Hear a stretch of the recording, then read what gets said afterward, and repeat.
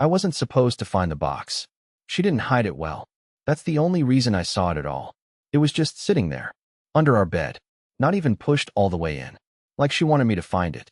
It was a small cardboard Amazon box, the same kind we all get once a week, filled with useless junk. Except this one had a single word written on it in bold black Sharpie. Return. And under that, her name. Brietta. Not Bree. Not B. Not my girl, like I used to call her. Just Brietta. I don't know what made me pull it out. Maybe the Sharpie. Maybe the way it was angled. Maybe it was just instinct. But I sat down on the floor right there in my boxers, still half asleep, 7:12 a.m., and opened the box like I was disarming a bomb. Inside, a red scarf I'd never seen before, a toothbrush, a mug that said, "I like my coffee like I like my secrets, dark," and a small stack of photos rubber banded together. None of them included me. Not one. Not even in the background. And the man in those photos? He was smiling in a way I hadn't seen her smile in at least a year. That's when I started shaking. Now before I take you deeper, let me explain something. I am not a dramatic person. I'm a warehouse inventory tech named Harlan who eats the same ham sandwich for lunch 5 days a week and who once cried during a Subaru commercial. I am boring, reliable, a golden retriever with a 401k. But that box made something snap inside me.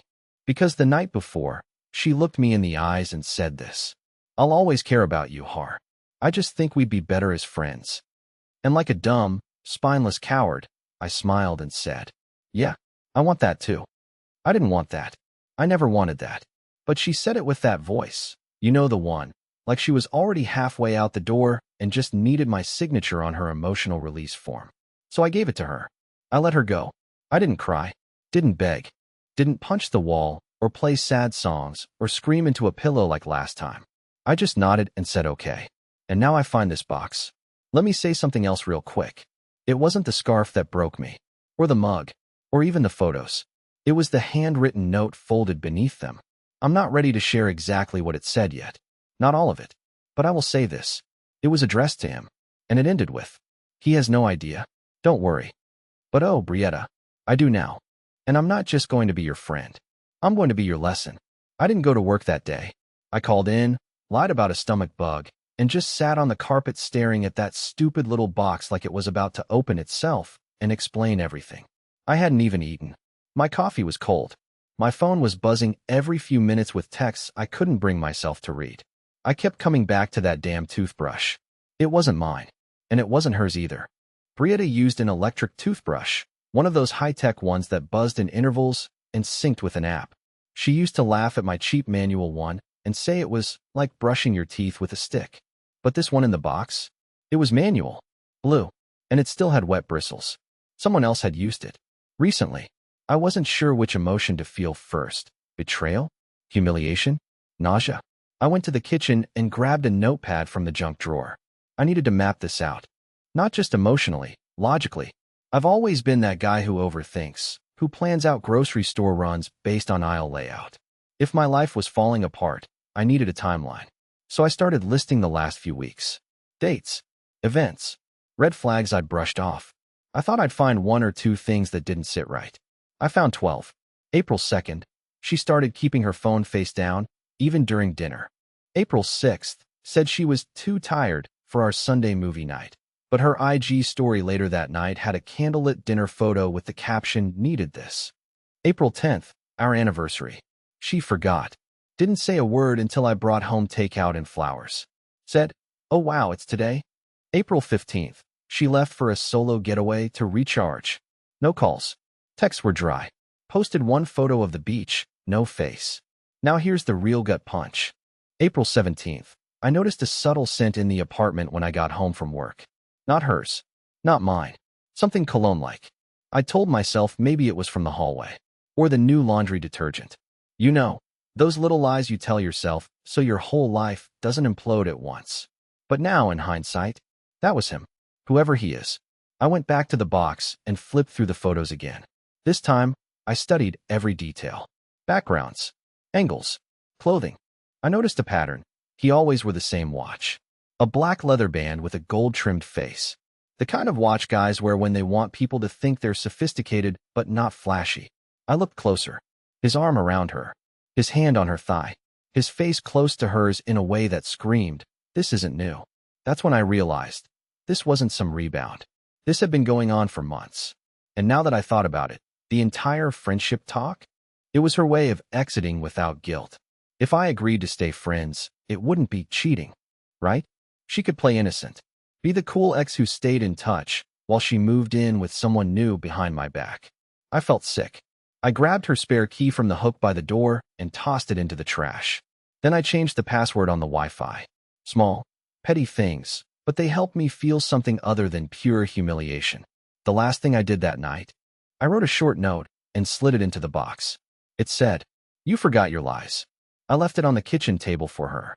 I didn't tell her I knew. Not yet, but I would.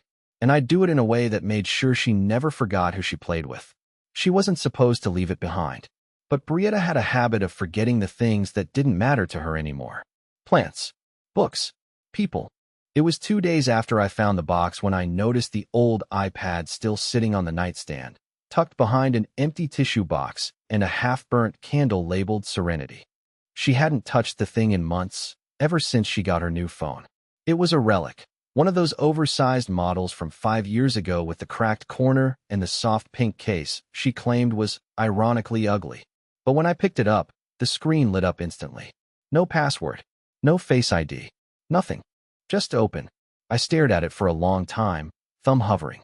This was a line, right? Some ethical threshold I'd always sworn I'd never cross. I'm not proud of what I did next. But I also didn't hesitate. I tapped into the Messages app first. Nothing recent. She'd clearly deleted all the current threads. But the cloud had its own agenda. One thread popped up under the name J. Just a letter. No last name. No emojis. Just J. I opened it. And that's when my entire spine turned to ice. The last undelete message was from her, sent 3 weeks ago. He's still clueless. It's honestly sad at this point. The response from Jay came seconds later. "You're not backing out, right? We've waited long enough." And her reply? "Once I get my name off the lease, he's gone." I felt like the floor fell out from under me. Everything I tried to rationalize, all the hope I'd clung to, that maybe we were just drifting apart, maybe she needed space, maybe we'd reconnect later, it all shattered in that moment. This wasn't confusion. This wasn't uncertainty. It was a strategy. She'd been phasing me out like a bad habit. I kept reading. Most of the thread was missing, likely deleted. But scattered between the fragments were just enough words to drive the knife deeper. Mentions of finally being free, of me being too soft to fight back, and the one that really punched me in the ribs, her joking that I still think she just wants to be friends. My breath was short. Not panic, not even anger, just the sharp sting of clarity. I clicked into the photo gallery next, praying I wouldn't find anything worse. But of course I did. Tucked in a hidden album. Yeah, she was one of those. Was a photo of them. Him and her. At the same beach she told me she went to alone. He was behind her, arms around her waist, his face buried in her neck. Her eyes closed. Smiling. She never smiled like that with me. And then there was a video. I didn't watch it. I couldn't. I pressed play for a second, heard her voice, playful, whispering, and his laughter in the background, then slammed the iPad shut like it had burned me. Maybe one day I'll watch it. Maybe I won't need to. Because by then I'll have all the proof I need, and this whole sick theater will already be on fire. I didn't confront her that day. Not yet. Instead, I made a list. Names, dates, places, messages. I wasn't going to scream or beg or spiral. No, that's what she expected.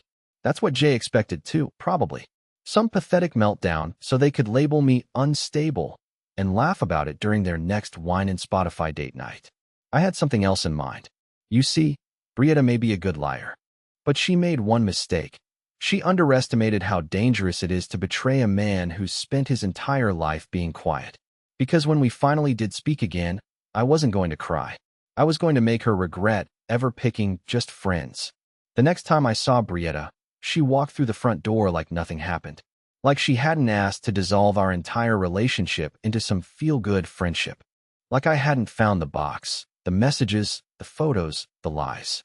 She even had the nerve to smile at me, soft, casual, like we were college roommates running into each other on campus. "Hey," she said, kicking off her shoes. You look rested. I could have laughed. Rested? I'd been spiraling through a mental crime scene of her betrayal for 5 days straight, living off granola bars and spite. But I nodded, tight-lipped, and said, yeah, I needed a break. She tossed her keys into the bowl and grabbed a soda from the fridge, leaning on the counter like she still owned the place, like I didn't already know everything. I watched her sip, scroll, sigh, completely unbothered. That casual audacity was a kind of violence. You still cool to watch the dog this weekend? She asked, like I was her personal assistant. Jay and I are doing that wine tasting thing in Monterey. There it was. She said his name, casually, just slipped it into the air like it was normal, like I wasn't supposed to flinch. But I didn't flinch. I smiled. And I said, sure. That was the moment she let her guard down. She thought I was really okay with it. That I was weak enough to stay in her orbit like some obedient satellite while she revolved around this shiny new guy with the gold watch and the freedom I apparently never gave her. And in that moment, I made my final decision. I wasn't going to explode. I wasn't going to scream or throw her things onto the street or post screenshots online like some sad revenge fantasy. I was going to take my time, build a controlled collapse, brick by brick. And it started that very night. You see, Brietta forgot something. She forgot we still had a dinner reservation. One I booked months ago for our 2-year anniversary, at a place that took 3 months to get into. It was high-end, all tasting menus and dress codes and candlelit seating overlooking the marina. She had begged to go for her birthday, and when she couldn't, I made sure we'd get in for our anniversary. Back when I thought she still wanted forever with me. The reservation was for 7 p.m. on a Friday. She forgot. I didn't. So I put on my best shirt. The one she always said brought out my eyes. I even wore the cologne she got me last Christmas. I arrived at the restaurant 5 minutes early, walked up to the host's stand, and said her name confidently. The hostess smiled, nodded, and led me to the table. But I wasn't alone, because sitting across from me, sipping white wine and checking his phone, was Jay. I didn't plan to see him. Not really. I didn't even know what he looked like outside of those frozen glimpses in her photos. But apparently, she thought it would be funny to take the guy she cheated on me with to the same place I had booked for us. She probably figured I'd forgotten, or that I'd cancel, or that I'd be too pathetic to follow through. What she didn't figure was that I'd show up anyway. And sit down. Jay looked up, confused. I could tell he recognized me immediately. His mouth opened slightly, that twitch of awkward panic crossing his eyes. He knew. Maybe not everything, but enough. Wrong table? He asked. No, I said, smiling like I had all the time in the world. Right table. He shifted in his seat. Are you? I'm Brietta's ex, I said flatly. Well, almost ex. Apparently, I'm also her friend. Jay said nothing, just stared. I leaned back, watching him squirm. I wasn't angry. I wasn't loud. I was composed, polite, even charming. Because I wasn't there to fight. I was there to introduce myself to the man who had no idea what was coming. And to let him know, subtly, without a single threat spoken out loud. This isn't over. Jay didn't stay for the food. He stood up halfway through the awkward bread course and mumbled something about needing to make a call. I didn't stop him. I didn't ask questions. I just nodded and thanked him for his time like we'd just finished a business meeting instead of a surreal, passive-aggressive showdown between the boyfriend and the man who'd replaced him. I let him walk out into the evening air with that nervous energy clinging to his collar because I wanted him to think about what just happened, to play it over in his head, to wonder why I was so calm, why I wasn't reacting like a broken ex. The silence was going to do more damage than any shouting match ever could. I stayed and finished the tasting menu by myself. 5 courses, a glass of red, the best steak I've ever had. I made sure to tip well and even asked the waiter to thank the chef. Because if Brietta ever asked, I wanted there to be no doubt that I'd still shown up and that I'd had a great time. On the way out, I took a photo of the bill with the date and time. Not to send it to her, not even to bring it up, just to have it. For the record, because what came next? I needed every piece, every brick in place, every alibi clean. You see, I wasn't going to destroy her. I was going to reveal her. There's a difference. Destruction is emotional, messy. It's lighting the whole house on fire. But revelation? Revelation is clean, controlled. It's walking the guests through each room and letting them discover the rot behind the paint. I didn't want revenge. I wanted exposure. And that started with one person, her boss. Brietta worked in marketing for a boutique firm that loved to promote its family-first values. Her direct manager, Cheryl, followed me on Instagram. Back when we were together, I'd done some free photo editing for one of their campaigns, and she praised me endlessly for being such a supportive partner. I hadn't spoken to Cheryl in almost a year, but one friendly DM later, casual, polite, not accusatory, and we were chatting. She asked how I was. I said we were going through a transition. I told her, gently, that Brietta had mentioned some personal entanglements with someone she may or may not have met through a previous collaboration. I didn't name Jay. I didn't make claims. I simply said I was concerned, and that I hoped it wouldn't reflect poorly on her professional standing. That's all. People like Cheryl, they don't need the full story. They just need a seed. I didn't even wait for her reply. I moved on to phase 2, Jay's identity. I knew almost nothing about him other than what I'd pieced together from iPad photos and context clues. But I had one weapon she didn't know I had: access to her old Gmail. Months ago, before things started crumbling, I helped her migrate emails from one account to another when she got a new work address. She never changed the recovery info, and it was still connected to my number. With 3 clicks and a forgotten password reset, I was in. I know how that sounds. I'm not proud of it. But when someone builds an entire secret life inside your home and makes you question your own sanity, you stop playing by the rules they shattered. I wasn't looking for gossip. I wasn't looking for pictures. I was looking for connections. And there it was. Jay Arliston. He'd emailed her 3 months ago with the subject line, "Weekend confirmed, cabin rental info."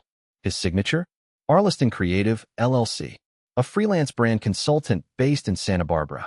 The email was casual, unencrypted, unguarded. It even had the Airbnb receipt attached. That's when I realized they weren't just sneaking around for physical closeness. They were building something else. The account had dozens of messages between them, all forwarded from her personal email, hidden from work.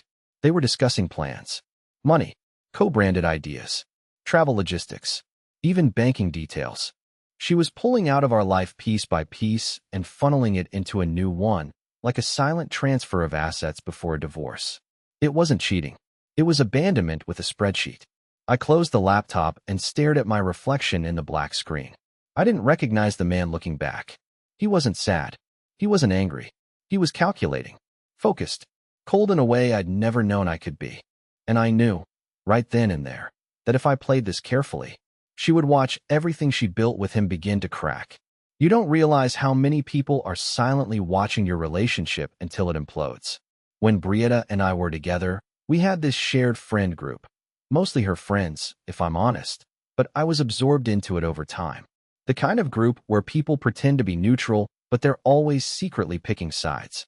Birthdays, brunches, board games, wine nights. I played nice. I hosted things.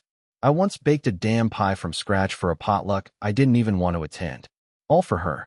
There was one friend, though, Marla, who never quite bought into Brietta's fantasy. She was older, sharper, maybe too observant. She was the only one who ever asked how I was doing without waiting for a pause to change the subject. After the just friends conversation, Marla reached out. A simple text. "You good?" I didn't answer at first. I didn't know how. But after I found the emails, after Jay's name was no longer just a name, but a fully formed plan with timestamps and bank transfers, I decided it was time to talk. I sent Marla a message at 11:42 p.m. "Ever get the feeling you were just furniture in someone's life?" She replied almost immediately. "I've been waiting for you to say something." I didn't give her the full story, not yet, but I gave her enough. Enough to see the edge of it. Enough to feel the betrayal. And something shifted. I don't know if it was loyalty or guilt or just long-buried suspicion, but suddenly, Marla started talking. Apparently, Brietta had been venting to the group chat, the one I wasn't in, for months, whispering things like, "Harlan just doesn't get me anymore," or "He's so checked out, I might as well live alone." Crafting this subtle narrative that I was distant, distracted, cold. Meanwhile, I was making her coffee every morning and sending her goodnight texts when she was in bed with someone else. The most ironic part? She was doing it to set the stage. If things blew up, she wanted a safety net. Sympathy. She needed people already believing she was the victim before the truth came out. Too bad for her, screenshots exist. Marla didn't send me everything. Just a few lines. But it was enough to show how far back the manipulation went. Brietta wasn't just planning her exit. She was paving a golden road for it. And that's when I decided to push. I didn't send anything public. I didn't out her on social media. I did something worse. I sent one screenshot, one innocent screenshot, to that group chat. Just one message from her to Jay, the one that said, "He has no idea. I'll say we just drifted. Everyone will believe it. He's too passive to fight." And then I left the chat. I didn't respond to the chaos that followed. I didn't explain. I didn't need to. Because by the time my phone started buzzing with confused DMs and shocked reactions, I was already 3 steps ahead. I knew where she was going that weekend. Monterey. Wine tasting with Jay? I knew the Airbnb address. It was in the booking confirmation he'd emailed her. I even knew the check-in code. No, I wasn't going there. I'm not insane. I wasn't going to throw bricks or key his car or knock over wine racks in a dramatic meltdown. I didn't want to ruin their weekend. I wanted her to fear it might be ruined. I wanted her to feel watched.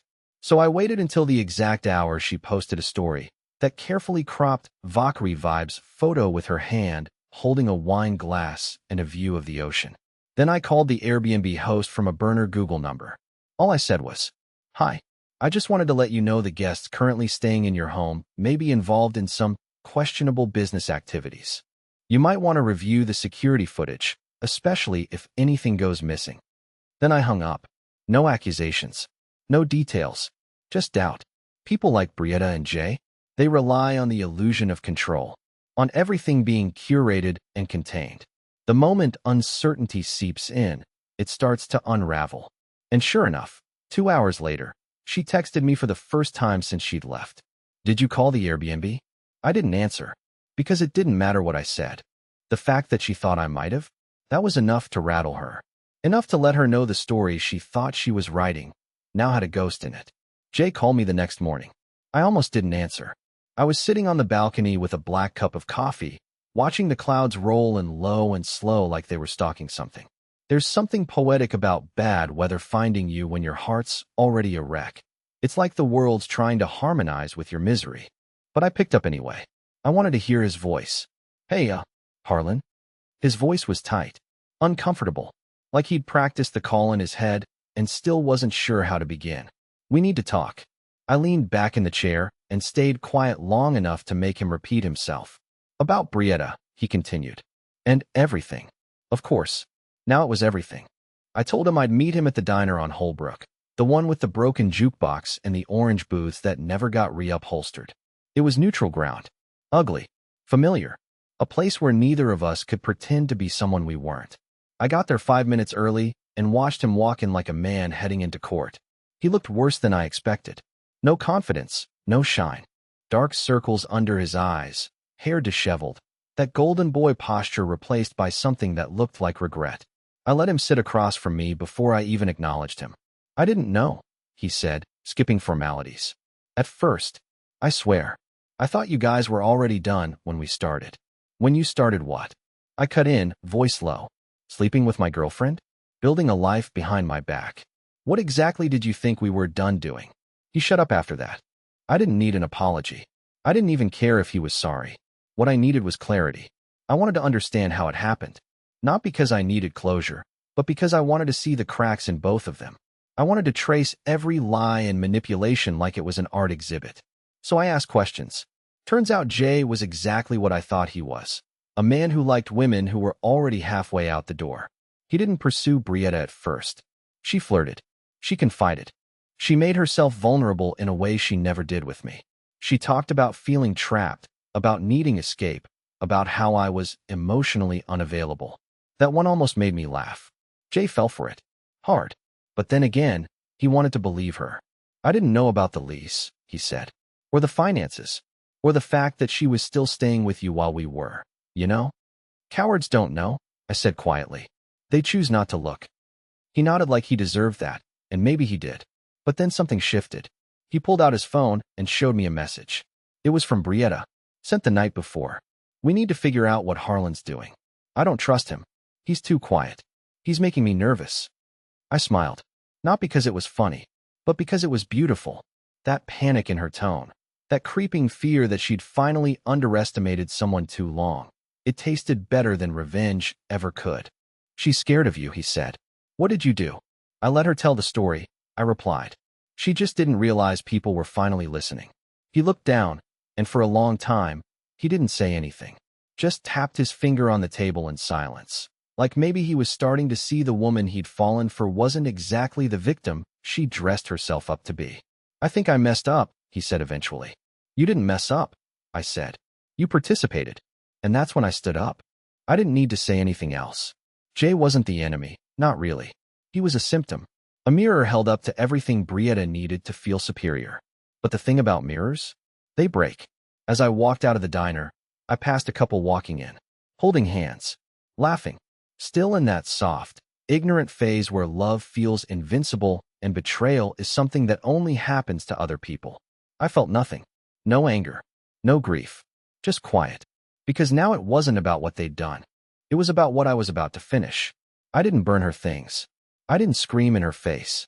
I didn't hack her accounts or plaster her name across the internet like some villain in a revenge fantasy. That's not who I am. And the longer this dragged on, the more I realized I never actually wanted to destroy her. I just wanted her to know that I saw her. That the version of me she imagined, the soft, predictable, naive man who would always wait quietly in her emotional waiting room, that man was gone. And what was left was me. She came back to the apartment 2 days after the diner. She didn't knock. She used her key. Her face was pale, lips tight. She didn't smile. She just looked around like she was checking for damage. You changed the locks? She asked, eyes narrowing. I didn't respond right away. I was sitting at the dining table, the same one where we used to eat dinner, where I once told her I thought she might be the one. Now it was clean. Empty. Just 2 pieces of paper laid neatly on top. A copy of the lease termination, signed only by me. And a short letter. No anger. No insults. Just facts. I stood up slowly, pushed the papers toward her, and said, the lease is transferred. I'm out by Friday. You can keep the furniture. She blinked. Wait, you're just leaving? I nodded. I'm not fighting for something that doesn't exist anymore. She tried to say something, probably to reclaim the narrative, pull me back into that emotional gray area where she always held power. But I stopped her with a simple sentence. I hope you find what you're looking for. I mean that. And I did, because I knew what I was looking for now, and it had nothing to do with her. I walked past her, out the door, and I didn't look back. Not once. The weight that had been sitting on my chest for weeks, it lifted, not all at once, but enough to breathe again. I moved into a small place across town. Nothing fancy, 1 bedroom, old hardwood floors, a view of the streetlight instead of the skyline. But it was mine. I painted the walls, bought real silverware, adopted a dog from the shelter, a quiet, anxious mutt named Clover who flinches at loud noises but sleeps soundly curled up at my feet. I started running in the mornings. Not for fitness, for clarity. I picked up my camera again, started shooting street portraits. Strangers, honest faces, no filters. One evening, a woman stopped me on the trail, asked if I was a photographer. She'd seen me with the camera for days, but never said a word. Her name was Elise. She laughed with her whole face, didn't wear fake eyelashes, didn't talk in riddles. She didn't need to be admired. She just was. We got coffee, and then we got dinner. And slowly, with no pressure, no rush, we began something new. No games. No broken mirrors. Just 2 people showing up honestly. I don't hate Brietta. I don't even wish her harm. I hope she figures herself out. I hope Jay does too. But their story is no longer mine to follow. That chapter closed quietly, without flames, and sometimes that's the loudest kind of ending. And me? I'm good now. I'm not her friend. I'm not her fool. I'm free.